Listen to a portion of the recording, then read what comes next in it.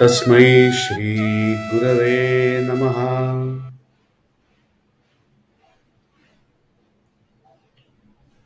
नमस्ते, मेरा नाम है जयदेव परांजपे और आप सबका नगरायण में बहुत बहुत स्वागत। साथियों, कोथरूड के विषय में हम जब बात कर रहे हैं तो मुझे काफी सारे फोन्स आते हैं और लोग कमेंट सेक्शन में भी काफी सारे कमेंट्स लिखते हैं। तो उससे ये पता चल रहा है कि केवल कोथरूड नहीं किंतु नदी के पार आसपास में सहकार नगर, शिवाजी नगर, एरंडवणे और ऐसे प्रभाग हैं पुणे में जो जिनकी समस्या भी इसी प्रकार की है। अलावा इसके ठाणे, नवी मुंबई, पालघर, कल्याण डोंबिवली ऐसी जगहों पर भी कुछ इसी प्रकार की समस्याएं हैं। इस प्रकार की भी कमेंट्स मुझे प्राप्त हुई हैं। तो यूं कि ये महाराष्ट्र में अधिकतर देखा जा रहा है, ये मराठी भाषा में होने के कारण। तो मैं आपसे ये निवेदन करूंगा कि ये भारत में टायर 1 टायर 2 के बीच की जो ये एक स्तर है नगरों का, तो ऐसे नगर और भी जो हैं उनके लिए भी यही बात लागू है। तो मैं आपसे निवेदन करूंगा की फिर एक बार हम आज कोथरूड के लिए मराठी में बात करेंगे। तर मित्रांनो, मागच्या वेळेला आपण पाहिलं होतं की आपल्याला एकत्र जोडणारा आणि जोडून ठेवणारा गोंद कुठला, तर तो गोंद हा भूतकाळात मिळत नाही, भविष्य काळात मिळतो आणि भविष्य काळाचं द्योतक असलेली ती मोठी रेघ म्हणजे मास्टर प्लॅन। तर आज आपण त्याबद्दल बोलणार आहोत। छोटी रेघ, मोठी रेघ आणि मास्टर प्लॅन। ठीक आहे। सो छोटी रेघ, मागच्या वेळेला आपण म्हटलं की आधीच्या पिढीने आपल्याला दिलेलं आहे, मग त्याला छोटी रेघ कशी म्हणायचं? नको म्हणूया, बाजूला मोठी रेघ काढूया असं आपण म्हटलं होतं। पण ही छोटी रेघ ज्याला आपण म्हणायचं आहे ती काय आहे आणि ती तशीच ठेवली तर त्याची परिणती काय होते? मागच्या पिढीने दिलेल्याचं सोनं करायचं का करायचं, हे आपल्यावरती अवलंबून आहे ना शेवटी। तर छोटी रेघ बघूया, ही रेघ काढूया। आता ही एक गल्ली आहे। या गल्लीतनं मी पुढे पास झालो, म्हणजे कसा, मोटरसायकलवरती माझा जो मोबाईल होल्डर आहे तो डावीकडे फिरवला, कॅमेरा चालू केला आणि गाडी पुढे सरकवली। मध्ये मध्ये तुम्हाला काही जर्क्स जाणवतील कारण स्पीड ब्रेकरवरनं वगैरे गेलेलो आहे। तर आता ह्या गल्लीत आपल्याला काय दिसतं हे आपण पाहूया। ही छोटी रेघ कशी दिसते बघूच या। सो ही एक जुनी बिल्डिंग आहे, 3 मजली बिल्डिंग आहे। तुम्हाला साधारणपणे लक्षात येऊ शकेल, एका मजल्यावरती 4 फ्लॅट्स, 3 चौक 12, आपण मागच्या वेळेला चर्चा केली होती त्याप्रमाणे। पहिला प्लॉट झाला, दुसरा प्लॉट, याच्यामध्ये आला आपला पहिला बिल्डर, त्याच्यानंतर तिसरा प्लॉट, दुसरा बिल्डर, तिसरा प्लॉट, दुसरा बिल्डर। सो 2 बिल्डर झाले आतापर्यंत। तिसरा बिल्डर, या तिसऱ्याच बिल्डरनी बाजूची बिल्डिंग पण केलेली आहे। साधारण एकाच वेळ झालेली आहे, तरी एकत्र का झाली नाही प्रश्न आहे। चौथा बिल्डर, आता ही बिल्डिंग मध्येच सुटलेली आहे, यांचं काय होणार कोणास ठाऊक। अशीच 12 फ्लॅटची वगैरे बिल्डिंग आहे। हा बिल्डर परत, आधीचा एक बिल्डर परत अजून आला। 4 झाले आतापर्यंत। आता हा बंगल्याचा एक प्लॉट आहे, हा नुकताच सुटला। आता ह्याचं पुढे काय होणार आहे कोणास ठाऊक। आणि आता आलेला आहे 5वा बिल्डर।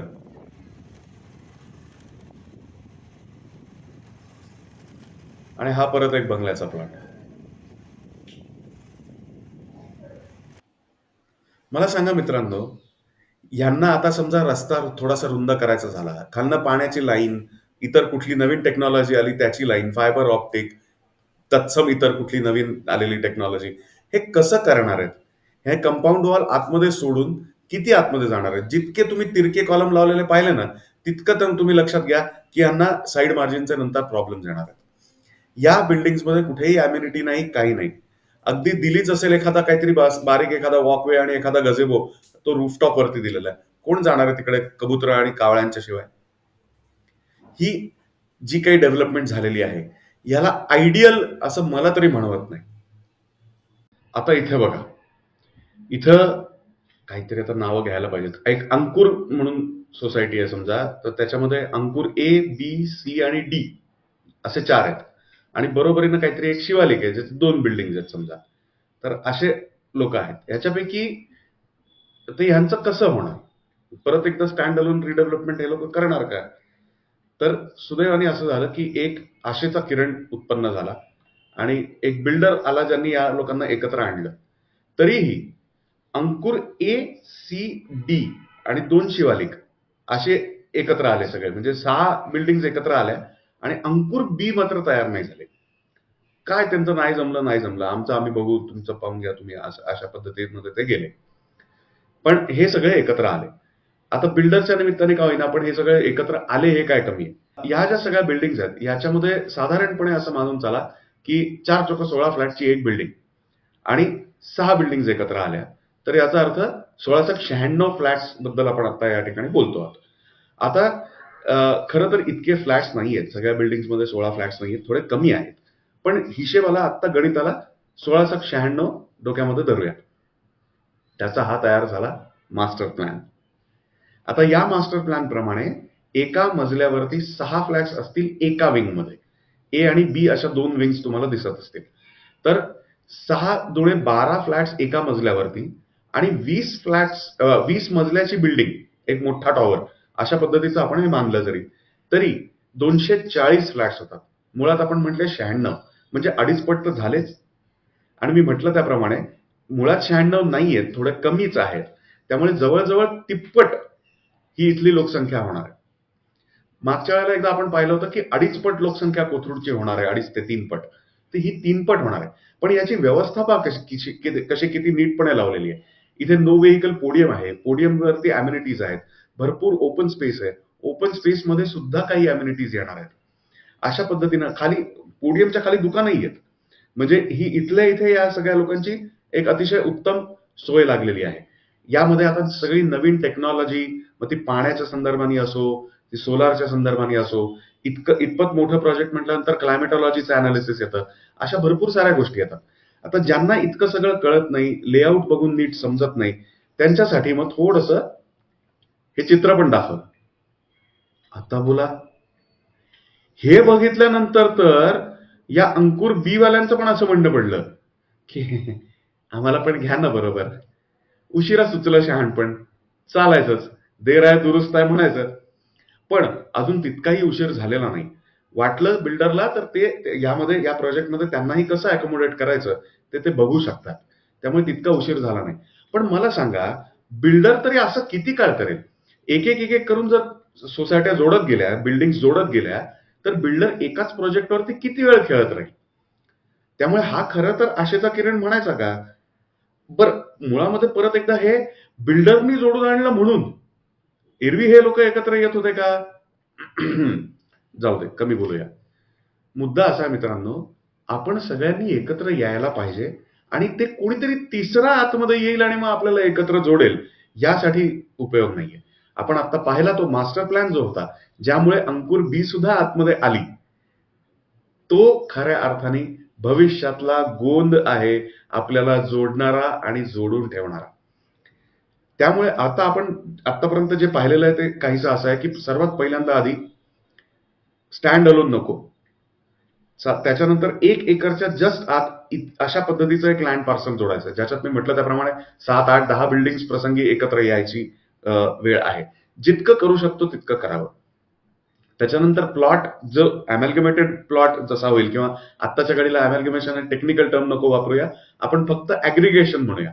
एक ऍग्रिगेटेड लँड पार्सल जे आपल्याला दिसू शकतं, ते साधारणपणे एक चौरस आकाराचं असावं. म्हणजे काय, त्याला लांबी आणि रुंदी हे दोन्ही खऱ्या अर्थाने असावं. एक आपली लांबुळकी पट्टी दिलेली आहे असं करू नये. आणि हे सगळं मुख्य रस्त्याच्या जितकं जवळ येता येईल किंवा लगत असेल तर फार उत्तम, अशा पद्धतीचं आहे. आता तुम्ही म्हणाल की हे सगळं अगदी आखूडशिंगी बहुदुधी प्रत्येक ठिकाणी कसं शक्य होईल? अर्थातच नाही होणार. यात समस्या निश्चितपणे येणार. बरोबर. एक तर मागच्या वेळेला मीच सांगितलं होतं, आता आपण पाहिलेल्या केसमध्ये हे सगळे अंकुर काय, शिवालिक काय, हे सगळे कोऑपरेटिव्ह हाऊसिंग सोसायटीज, म्हणजे सहकारी गृहरचना संस्था होत्या. तर त्यामुळे त्यांचा संघ करून रिडेव्हलपमेंट कशी करावी हे तर GR प्रमाणे एकच एक कायद्याप्रमाणे आहे. पण मी जो प्रश्न उत्पन्न केला होता त्यामध्ये एक बंगला, थोडी मोकळी जागा जी ओरिजिनल लँड ओनरच्या हातामध्ये आहे, एक सोसायटी, 4 अपार्टमेंट आणि एक छोटा प्रायव्हेट रोड. या सगळ्याचं गणित कसं बसवावं? तर मित्रांनो, एक गोष्ट लक्षात घ्या. भविष्यासाठीचा मास्टर प्लॅन रूपी ही मोठी रेघ काढायला आपल्याला कागदावरती फॉर्मली ऑन पेपर एकत्र यायची गरज नाहीये. मला सांगा, चहा प्यायला, पोहे खायला, सकाळच्या वेळेला टपरीवरती, अशा कुठल्याही ठिकाणी किंवा तुमचा कम्युनिटीचा हॉल बिल असेल तर मग तर फारच छान. अशा ठिकाणी 4 डोकी एकत्र बसून काहीतरी निर्णय घ्यायला ठरवायला, त्याच्यानंतर थोडीशी वर्गणी काढून एखाद्या आर्किटेक्टला बेसिक फिजिबिलिटी चेक करून अशा पद्धतीचा एक स्कीमॅटिक मास्टर प्लॅन, स्केलेटन लेवलचा का होईना, बनवून घ्यायला कशासाठी कागदावरती एकत्र यायची गरज आहे? आणि हे करायला तुम्हाला कुठला कायदा थांबवतो? त्यामुळे एकत्र येणं हे अतिशय महत्वाचं आहे. आणि ते केल्यानंतर ही एकदा मोठी रेघ काढून बघा तरी. तो एकत्र येण्याचा आणि जोडून राहण्याचा गुण मिळवा तरी. यापुढे कसं जायचं, गोष्टी कायद्याच्या चौकटीत कशा बसवायच्या, प्रत्येक गोष्टीच्या ठिकाणी टेक्निकल डिटेल्स काय असतात, हे सगळं सांगायला आमच्यासारखी माणसं बसलेली आहेत ना. आम्ही याच पद्धतीनं लँड पार्सल्सचं पूर्ण असेसमेंट करतो, डीपी चेक करतो, तिथलं इन्फ्रास्ट्रक्चर, सोशल इन्फ्रास्ट्रक्चर या सगळ्याची असेसमेंट करतो.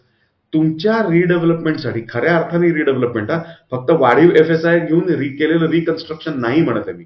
तुमच्या खऱ्या अर्थाने व्हायच्या रिडेव्हलपमेंटसाठीचं तुमचं व्हिजन शोधून काढायला आणि ठरवायला आम्ही तुम्हाला मदत करतो. सोसायटीजना हे रिडेव्हलपमेंटसाठीचं कन्सल्टेशन, सल्लागारी, ऍडवायझरी ही आम्ही फुकट देतो. त्यामुळे तुमच्या समस्या आमच्यापर्यंत आवर्जून आणा आणि भविष्यासाठी तुम्हाला जोडून ठेवणारा गोंद मिळवून घ्या. तुमच्या ज्या कुठल्या सोसायटीजना जे काही प्रश्न असतील ना, एक रविवार सकाळचं एक प्रेझेंटेशन नगरायणचं तुमच्या सोसायटीमध्ये नक्की बुक करा. त्याच्यासाठी आमचा व्हॉट्सअप नंबर आणि कॉल पण या नंबरवरती होऊ शकतो. हा नंबर आहे 9975063139. हा नंबर मी शेवटी परत एकदा सांगेन, तेव्हा तुम्हाला स्क्रीनवरती पण दिसेल आणि लिहून पण घेता येईल.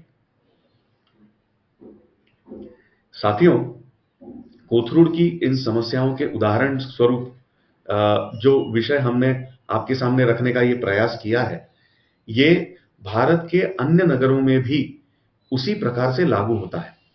तो आपके नगरों में भी यदि समस्याएं हैं और आप भी अपनी सोसाइटी में इस प्रकार का कोई एक अवेयरनेस का प्रेजेंटेशन रखना चाहते हैं, तो हम वीडियो कॉल के माध्यम से ये प्रेजेंटेशन अन्य शहरों में दे सकते हैं.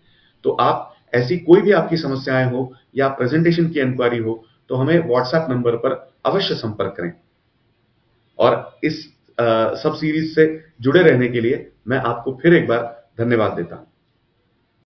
इन विषयों पर सार्वजनिक स्तर पर एक विस्तृत और व्यापक चर्चा हो, ऐसा प्रतीत हुआ, इसलिए मैं इस YouTube के माध्यम का प्रयोग कर रहा हूं. तो यदि आप मुझे सहयोग करना चाहते हैं तो इस वीडियो को लाइक करें, शेयर करें, चैनल को सब्सक्राइब करें, नीचे कमेंट्स बॉक्स में अपने विचार छोड़ें, अपने परिजनों में भी इस बात को प्रसारित करें. इसके अतिरिक्त आप मुझसे मेरे अन्य सोशल मीडिया माध्यमों पर भी जुड़ सकते हैं. और आने वाले अगले सत्र से पहले यदि आप चाहें तो आपके विचार, सुझाव और आपके जो भी प्रश्न भी हों तो आप हमसे व्हाट्सएप पर इस नंबर पर संपर्क कर सकते हैं, संवाद कर सकते हैं, संवाद करें. क्योंकि पता है ना, हमारे यहाँ कहते हैं वादे वादे जायते तत्वबोधाः. बहुत बहुत धन्यवाद.